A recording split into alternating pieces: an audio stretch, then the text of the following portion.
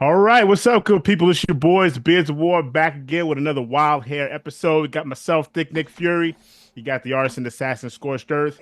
Behind the scenes, you got the conductor of chaos, hey, Captain Jack. FBR president, Fat Broken Rambo, can't be with us today. He is spending quality time with the fam, but we are going to go on in his honor. All right, so here we are, Fallout Season 2, Episode 2. We got a few storylines going on in this one. Nothing's really connecting yet. But you got Lucy and the Ghoul going about their business, and they hear what some screams in the background. Someone's in distress. We always got to check it out, right? Well, at least in Lucy's mind, Ghoul is like, dude, screw them people. Like, we don't need to be a part of this. But of course, Lucy being naive and Okie the dokie. doe-eyed, little girl, and she wants to go out there and do the best for people. And I don't know, man. You want to take it from there, Scorch, man? Like, what happens when they come up on the spot? Everything was just okie dokie. Oh my gosh, man. What a Like scorpions. insanity. Why? Especially in this apocalyptic post Borderlands ish, whatever. You never go towards the sounds of screams, especially when it's like a bombed out house or a hospital in a crater. Everything looks horrible. And it's funny because the screams, right? They sound like they were kind of close. Maybe in a car or by a car out in the parking lot. Then they get to the parking lot area.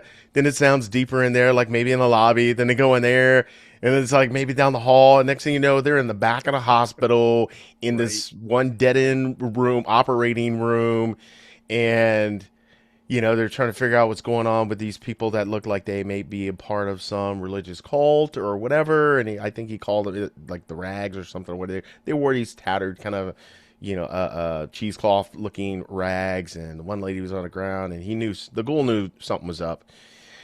And of course, he goes over because he's like, well, at least you brought us the lunch. He took a little nibble off of the guy who she was there with. And, he's screaming at that because he's jacked up for some reason. And then the ghoul could taste some poison in the meat, spits it out, and he knew something else was up. And then all of a sudden, little ricky ticky sounds in the pipes, and out jump like scorpions out of nowhere, like scorpion Right. crab monster scorpions, and then the giant mom one, right? And of course, super fat. It kind of reminded me of like the old school Clash of the Titans, Oh right? When it yes, came dude, out of the love Clash of bag the and Titans. just Yes. grew into that big one. And that was Yep. the big one, like trying to get Yep. her with the tail, and somehow Lucy's dodging it. He gets stung, and yeah, the lady gets stung, and she wants a stim pack. Everybody wants a stim pack. Stim pack for everybody. You get a stim pack. You get a stim pack. And then, of course, since they don't get along, Lucy's like, nah, that's what you get. You're going to learn your lesson from this. You'll live. She won't. So I'm going to give her the stim pack. And Right. then So they that's nice. That was take her also out of nice of her. there. Yeah. She's too For nice, someone man. she She's didn't know. too nice in this, like I said, this post-apocalyptic world. But like you mentioned, like, there's stories kind of going all over the place from Norm, still being stuck in was that Vault 33, Right. and With the all junior of the execs, they stalled out. yeah, he thaws out all the junior. They're like, hey, this is supposed to be a time release thing, and he's trying to con them some kind of a way into believing he's the kind of the leader now, and you guys got to work together to figure a way to get out of here because we're stuck. And if you do it, you get one of these cool little badges. And what does he have? A tin full of like circular band-aids, and they've never seen those, so they're like, that's cool. Well, we get those. People are breaking their noses trying to figure out. I mean, that piece was kind of funny, and they finally get out. And yeah, I mean, you got all, man, Hank Yeah.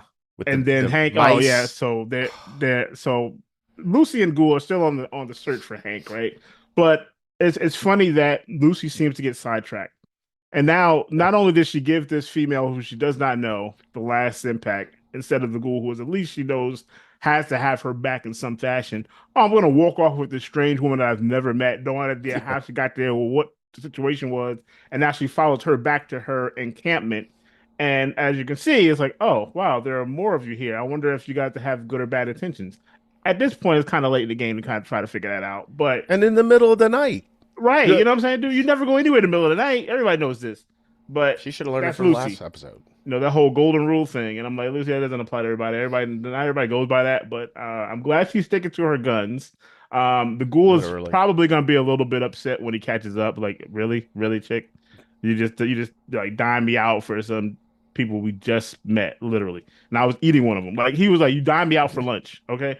But and again, like they're looking for Hank, for Lucy's father, and he's busy in this the scientific underground The lab bio trying no, to write the bio yeah, it's lab or the something like bio that. lab like headquarters for the Right. company. For those chips that go on the back of the head that they've miniaturized, and he's trying them out on all these mice. So I was calling it popping Jerry's, right? So never mind. But all these mice are just blowing up, man. He's turning the dial. I was like, dude, maybe you're turning the dial a little too hard, too fast. Like you're not even giving these mice a chance to get it together. He's just like popping them. And he's like, you know what? He's driving back and forth. He's like, you know, instead of going back here, let me find a human to do it on. Well, And he it's like, drove when he yeah, went to go save get the a new mouse. I mean, he would have to wow. drive like a quarter mile through the underground tunnel in one of those like ancient golf carts, and he's just kind of like Humpty bumping along. And I will say, it looked promising with one of the mice. Right, he had one little ratatouille that seemed like it was getting some To common the sense, going to chair. climb up on the chair, and then it's like pop. Now he's like okie dokie. So now we know Next. where okie dokie came from. Yeah, But yeah, yeah. sorry. Yep. And it's just, again, the stories haven't really connected yet. And then we go to the Knights. Uh Well, sorry. One caveat with the guy, right? Because he goes to the he's like, I'm done with the mice. He goes and gets an actual human. right. And what does he do? He gets so people. This is a warning for you, right? If there's this futuristic apocalyptic time where there's a vault and you can choose whatever, do not get the executive gold package. Because what's going to happen when you're thinking, oh, I want to get out, sweet, have all my money and stuff. I'm still in my suit. Nah, this guy's going to come along and take one of the executive package holders and put one of those things in the back of your head next to it. Yep. And you probably paid for that experience. Just to be honest. You pay top dollar for that experience to get your head popped by executive future. So, sometimes it doesn't pay. I'd rather have people friends in low places. Um and so now like I said, we're going to the Knights, right? And it's almost like they're kind of horsing around. Nobody's really taking it too seriously. There's some back and forth about between the I don't know if you call it the chancellors or whatever, and they're talking about what the next mission is, what the goals are, whatever stuff like that. And I don't know, man. It's kind of getting a little goofy, I guess. Like I can't. I'm not really taking the Knights too seriously right now. They Well, just seem yeah, and like the they're goofing off. whoever the leaders, I forget the name. It escapes me just as well. But the guy's like, well, instead of talking to the main, group that runs all of those, he's like, I'm just gonna talk to these two or three cliques of the groups that are similar to us, and we'll Hmm. band together and go against them because now we found all this tech, and I got a lifetime supply of ability to make the power cores. And then you got the two guys, which that was kind of funny. The two guys in the armor like clowning around and keep like playing with a like I don't know, some Grenade. thermobaric grenade inside the hangar, and Maximus is like, "Hey, stop playing with grenades!" And so he's like, "Oh, okay." And then they take out a sweet cherry ride because they don't know What's how it works. So they're like, valuable? "Yeah, let's see how this thing runs." And they just unload on it like, "Woo!" Blow this beautiful, beautiful antique Yeah. car to pieces. The guys find a fridge with an actual alien because they're in Area 51 is where they find Right. all this tech, The look at and it's a icebox. frozen alien in there. And they're like, they knock it over, it falls over, breaks. They're like, man, it's a real ice box. Like, all right, you guys are getting silly. Some of it's kind of fun, but yeah, they're getting just off the wall silly. Yeah, and then we got a little bit of a serious action sequence in there with Maximus and the one guy that wants to challenge you, right? He's like, "Hey man, I want to fight, but without the armor." And this guy is massive, dude. This guy definitely has some fighting skills. And Maximus handled himself. You know what I'm saying? Like, even though it's kind of like, you know, he didn't really kill Moldover, whatever her Oh, name is. Moldover, Moldova, right? Moldover. But they kind of bestowed it upon him, right? So he's kind of like tripping over becoming an icon, like a hero, and he's put in a situation, but he does handle himself against a larger enemy. So he kind of growing into the role of being an actual knight and earning his keep. And that was a pretty good fight scene, I would say. He did whatever he could, to survive. And like I said, the guy was much more a little bit more experienced, I'd say, a lot larger, and he handled himself. So that whole situation. I mean, I don't know really what it what it does to move the characters along, other than maybe giving him a little bit more clout. And then we have the individual that comes in. I forget the actor's name, but he's been in a few things at the end. I'm not even sure what his name is in the show because I don't think they addressed his name. The Indian gentleman. Yeah, what was he in Um, before? You guys he's mentioned been it. in the Eternals. Oh, yeah, Yeah, it's the yeah. He was in like yeah. that crappy Ghostbusters Ghostbusters too. movie. Yeah. Yeah, it's just horrible. Yeah. So I I mean, we'll see. We'll see where that character goes. I don't know. I mean, he's definitely a known face. He kind of So looks, I'm if I assuming. remember, he Yeah, kind I'm of looks assuming it's like one going of the somewhere. characters from the video Paladin game a Xander. little Okay, bit. thanks a lot, Jack. Paladin Xander is who that individual was. So we don't know. I mean, I Yeah. don't. I haven't played the game, so I don't know a lot of the relevance to these characters. Or some of you might. So if you guys know, definitely, man, please, let us know. Get in the comments. Share your information, your thoughts with us.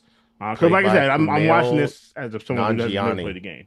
Yeah, yeah. So Kumail I mean, Nanjiani. we'll see where that goes, right? And that's kind of like I would say all the storylines, right? Yeah, I So mean, for the most part, I mean, we got to see, um, in the show itself now, the if you've seen the trailers, if you guys haven't watched the episode, kind of the Zeppelin type transport vessel for like some of the guys in the suits, right? mhm. And some of their helos, kind of like a Zeppelin docking station, if you will. If I'm tracking right, it's more like the ones that in the game are kind of like a commercial movement type thing, vice a military esque one. They have a kind of a couple different models of it, but regardless, that looked kind of cool. It almost kind of reminded me of like a Dune, the way they did it, because there was a lot of top down shots from it over the desert and near the I mean I guess pretty much everything looks like a desert there with like blown out buildings, like a Last of Us kind of a look to it. But that was good. I mean there was some decent CGI in it, and I think one thing that they're starting to show a little more, they showed it before in last season too, but show a little more is Maximus.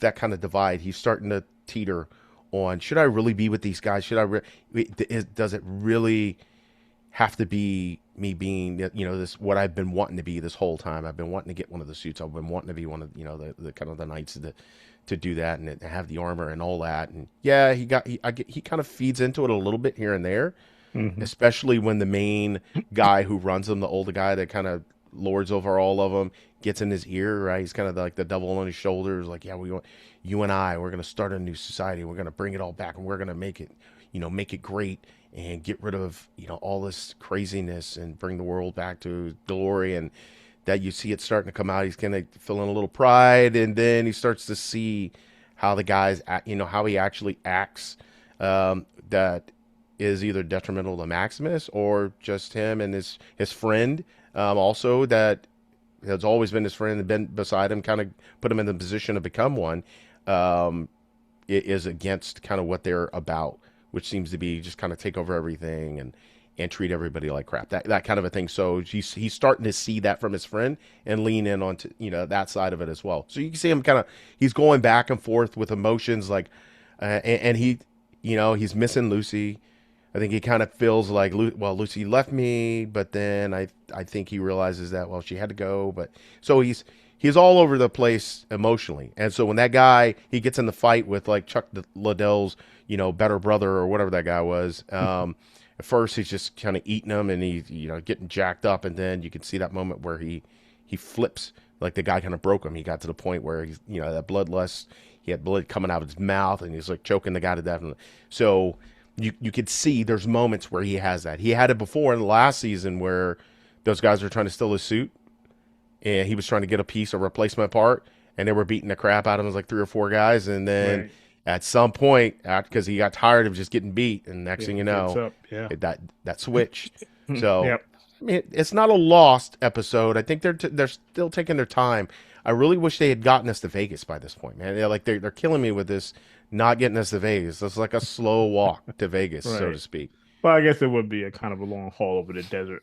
But as we were reminded by like I said, our conductor of chaos, this did delve into Maximus's origin story, right, with Yeah, his true. parents and they put him in the ice box to avoid the nuclear explosion because his dad is kind of, I guess, like the town engineer or something like that. Yeah, So like they engineer, super bring the bomb mechanic. in. He's like, "Oh man, everyone is like everyone has to hide." So they did the whole, baby Superman, and instead of put him in a spaceship, they put him in an ice box so he could survive the explosion. And he did, and he turns out to become a knight at the end of it. But that was a very, and like I said, this show, because it's so like disjointed, you almost I actually did forget about that because at the very beginning of the episode, and it was a really good like moment in that show because it showed like that emotion that the parents have to basically part from their child, and knowing that your death is coming and you're not going to see your child grow, and you want him to be a Yeah. good man, and that was a really good portrayal by those actors in that short period of time. And as you see, like I said, so Maximus has a lot of, I guess, riding on his shoulders, right? He wants to prove that he is that man that his parents wanted him to be, right? So he's kind of like coming into his own. He is definitely growing by leaps and bounds. And by the time this season is over, I mean, I think he'll be running everything at this point because he's kind of already proven that he's taking those steps. But Yeah, I think he might turn on those guys eventually and maybe go to the side of Lucy, the ghoul, and trying to help out. That's where I could see the arc potentially going. right, And we even got some extra, even if you guys didn't, know it, some extra confirmation that truly Hank was the one that nuked the city, right? Because they showed on, hey, mhm, detonation, what was it, detonation or launch successful right, of launching that nuke to blow the city as he was hanging out with young Lucy at home. They showed a hmm younger Hank and him growing them in the vault. It looked like they were in the vault because I think he was already wearing one of the suits. So yeah, because Lucy, she had the suit and everything. So yeah, I mean, there's a lot of different storylines in this. I did like that homage back to his dad, that flashback, and you kind of see a little more to hit more of his backstory. It wasn't a bad backstory insert from my perspective, but all in all, it was a good episode. Just man, get us to Vegas, man. I'm ready yeah, to they're a little let's get slow, to man. Vegas But like I and no said, more man, that's flea how you get soup. that first hit album. That first album is fire. Like, everyone knows you get that first album, every track is fire. When they say, "Hey, man, we're gonna sign you up for 2, 3 more albums," now you gotta work. And it's season two is a little bit of work. They gotta work a little bit harder, try to expand it a little bit.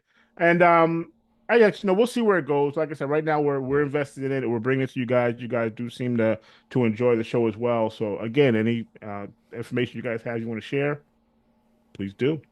Hey, look. Hopefully this season doesn't go double copper. Let's go for gold or platinum. Let's not go. We can even do diamond. I'll take it. No Right? copper, Let me get bronze, that double. copper. Yeah, Yeah, they're doing away man, with it anyway. double brass. Double penny. All right. Well, I guess that's it, man. That's our show, guys. Again, we enjoy doing this for you guys, man. This is just some veterans that get together that love shows and movies, No and doubt. we like talking about it. So we hope you guys enjoy it too. That's all I got, man. You got anything else you want to tell the people, Scorch? No, man. Looking forward to this next episode. I hope you guys join us, in the next review. And you guys stay classy. Scorched Earth out. Big Nick Fury out here. Until next time.